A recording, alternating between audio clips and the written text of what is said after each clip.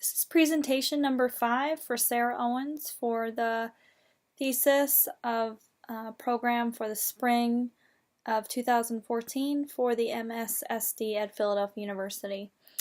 Lately I have been focusing on typing out whole paragraphs within my outline, so really starting to formulate these sections of text that I would like to use then in my book. So that has been my most recent focus, to kind of explain some of these ideas I'm thinking and have that help guide me in my design process. One of the crucial parts of the outline that I think will really help readers understand the thesis is the whole history and background on Cocklebur, which is the historic property and site which I will be using for my new house.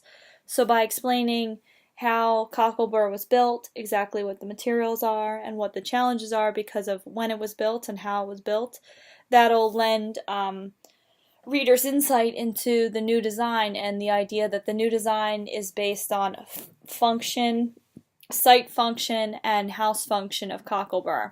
So instead of basing the new house design on what may be best for its own house in the sense of orientation to daylighting, etc., it is based on what is the best orientation on the site for function as far as travel on the site, as well as function as far as views of the site and how it relates to the historic architecture.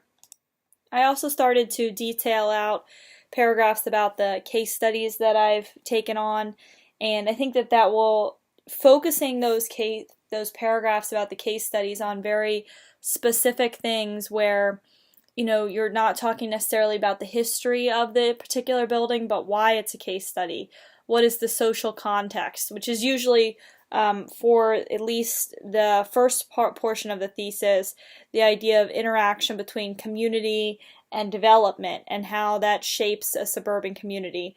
So speaking about the Luella House and the DuPont development as two opposing examples of how a community can shape its own suburban development. So talking about it in a larger sense. And then I will go further to talk about directly how residents can then shape their own properties. So looking more at the outline, you can see that the red is the outline itself and the black is the text. The text is very rough at this time without footnotes, but footnotes are put in so that I know exactly where I need to cite something and what that may be, as well as, the length of everything. Are things in the outline redundant? Are some paragraphs redundant and being repeated? So by typing everything out, I can really see, okay, what was my intention in this portion of the outline?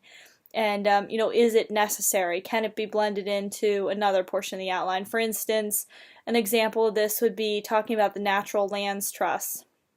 I don't think that that's going to be its own section. I think that that's going to be part of this idea of townships, ordinances, and townships purchasing open space, just because it's very similar to that. It's just a private organization.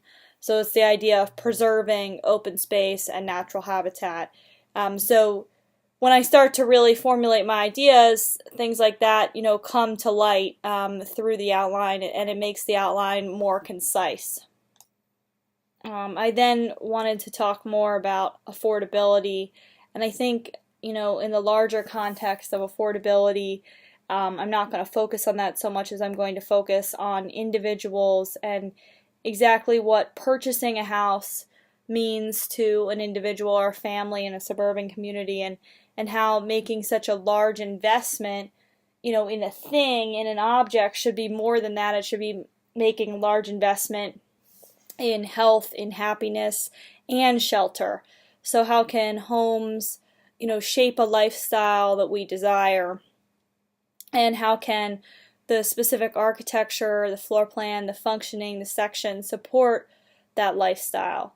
So I think that's really, again, narrowing the focus for the thesis and also giving me a very clear idea and design guideline for the new house. So a place to start where it has to meet these certain criterias of, helping the family to create an affordable budget and maintaining that in the home. And how can the architecture do that? Helping the family to, have an adaptable space so that they're not forced to move if they have a child, or if their child leaves, or if they have a grandparent move in.